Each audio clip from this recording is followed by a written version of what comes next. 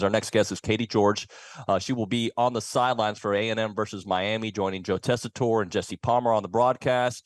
And one thing we've learned since COVID, we can all do shows from a hotel room. Katie, welcome to the show. How are you doing? Hey, I'm great, guys. Thanks for having me. Yeah, it's not the most picturesque hotel room. I apologize. Well, we were supposed to have banners with us. I'm going to share this story with you because I love making fun of our interns. But our interns didn't put a return address or the name of who's supposed to get the banners here at the hotel. Luckily, it has been tracked. It'll be here at some point tomorrow when we don't need it, but good times had by all. Just an important detail that was overlooked. I'm sure you pointed that out to them, and they won't make the same mistake twice. Hey, before we get into the actual football, I got to commend you. I was watching a couple weeks, I guess it was maybe during SEC Media Days, when you did your impression of Joe Tessitore, and we had just had him on the show. That was fantastic. Thank you. I appreciate that. He doesn't think it's very good, but I know deep down he knows that it's a great impersonation. When you're with somebody on the road, as you guys know, so often you just pick up on their little tics and the way that they speak. And he just has such a great way of broadcasting, but I think it's such a unique way. So I love trying to impersonate him because he's got that big booming voice. So it's a lot of fun, and Feinbaum clearly seems to enjoy it. Yeah. Hey, let's talk about these two programs. Similar vibes last year with two programs that felt like they were going in the right direction. Although Mario Cristobal's first year, it was Jimbo's fifth year. 5-7, A&M does win the game last year, but obviously they had some offensive issues. But I feel like the good vibes are around both programs once again. How do you kind of see that?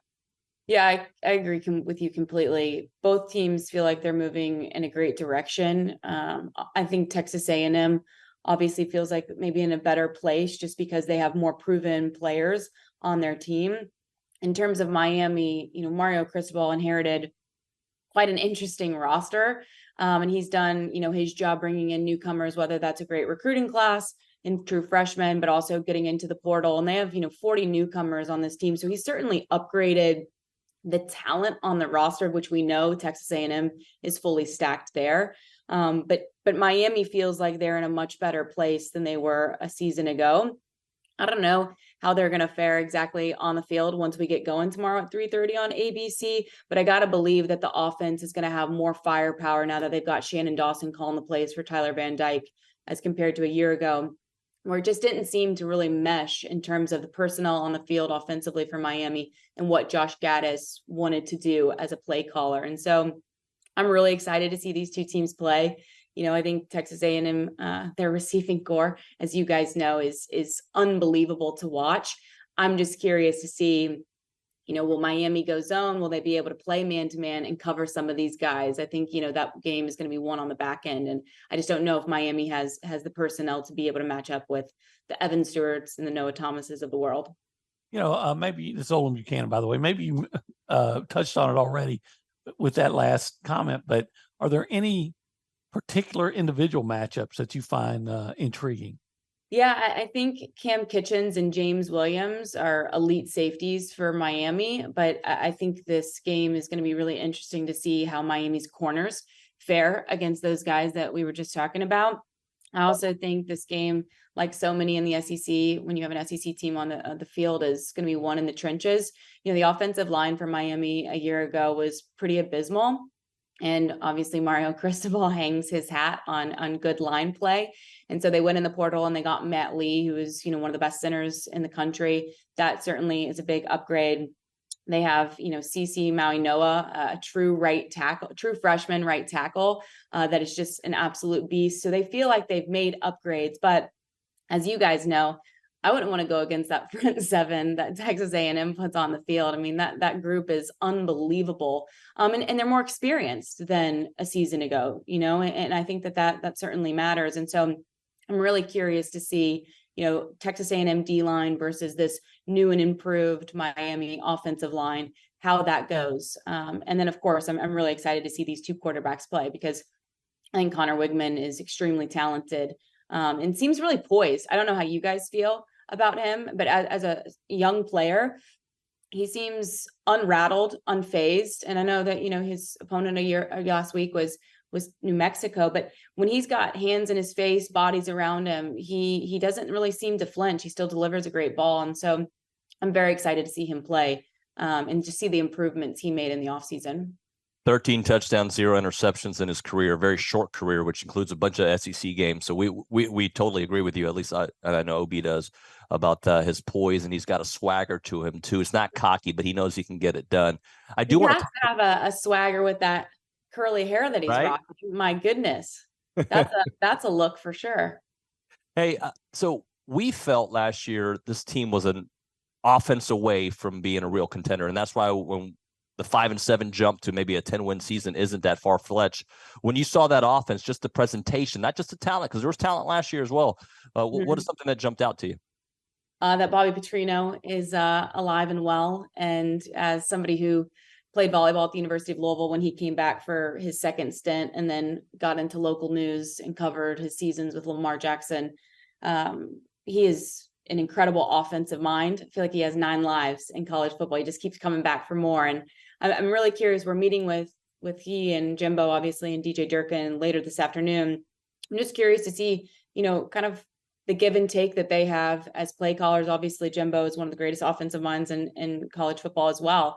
And so when you have those two minds blending together, I think you can have a great product. Certainly, it was evident in what we saw against New Mexico, but I'm excited to see Coach Petrino again, because I think that he does a great job putting his quarterback in situations to succeed, especially when you have the talented skill players around him. And certainly this roster presents that. So do you have any thoughts on what it's going to take for, like a main key for A&M to win and for Miami to win? I'm trying to remember the game from a year ago. Gosh, it feels like it was a forgettable game, right? It didn't. It wasn't as entertaining, and it didn't live up to the hype offensively as we all hoped as football fans. I think for Texas A&M, you have to play clean football, right? Like we saw so many miscues and mistakes week 1 from top level teams. I think if you play clean football, you don't cough the ball up.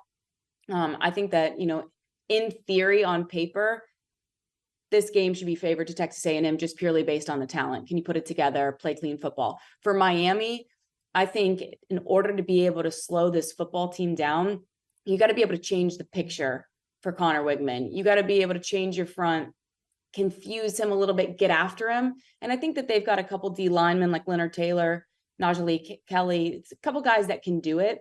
But can you get after the quarterback? Can you confuse him a little bit and put him in situations he doesn't want to be in? Maybe he makes a mistake. I think that's where Miami's defense is really going to have to come to play, because the talent of this receiving core is unbelievable. Now, will they live up to it in a high power matchup? We'll see.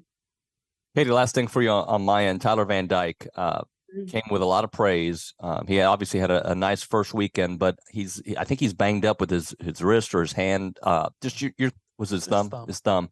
Just your thoughts on the way he looked and how he may mesh with Shannon Dawson. Yeah, he told me yesterday he's perfectly fine. He hit a helmet 2 weeks ago in preseason camp. Hit a defender that got a little bit too close. He says he's good to go. We'll see. He also, they had told us he was good to go against Florida State a year ago, and he was only able to play 8 plays and then had to leave the game, unfortunately, because he was so injured. But he seems happier and healthier in this new system with Shannon Dawson. They didn't throw the ball downfield very often against Miami of Ohio. Last Friday, I think that they were trying to maybe hold some of their cards close to the vest and not show too much to Texas A&M. But I think Tyler Van Dyke, as we saw at the end of 2021, has tremendous upside if he's in a system that allows him some freedom. And, last year, health playing certainly a big factor, but he wasn't in a system, I think, that really allowed him to be him. Now he seems to be in that, and there seems to be a good relationship between he and Shannon Dawson. So I'll be curious to see how vertical they can get and what the Miami receivers are able to do, because they didn't show much of that, last week. And another person to just keep your eye on is Mark Fletcher, true freshman running back. I mean, that kid is big. I mean, he's a physical being. And so they're really excited about him. But, true freshman, there's obviously learning curves. Week 2 going against Texas A&M in that front. Like, how are you going to be in pass pro, buddy? How are you going to be on third downs? Are you going to be used? We'll see. So I'm really excited for this matchup. I hope it lives up to the hype. and that we don't get a situation like we did a year ago, because then I don't think both fan bases will be too happy by the end of it. Hey, Katie, we appreciate your time. Thank you so much. We'll be watching on the broadcast. We'll be at the game. Hopefully we see you there. But thank you again for coming on the show. Absolutely. See you guys there. Have a great day.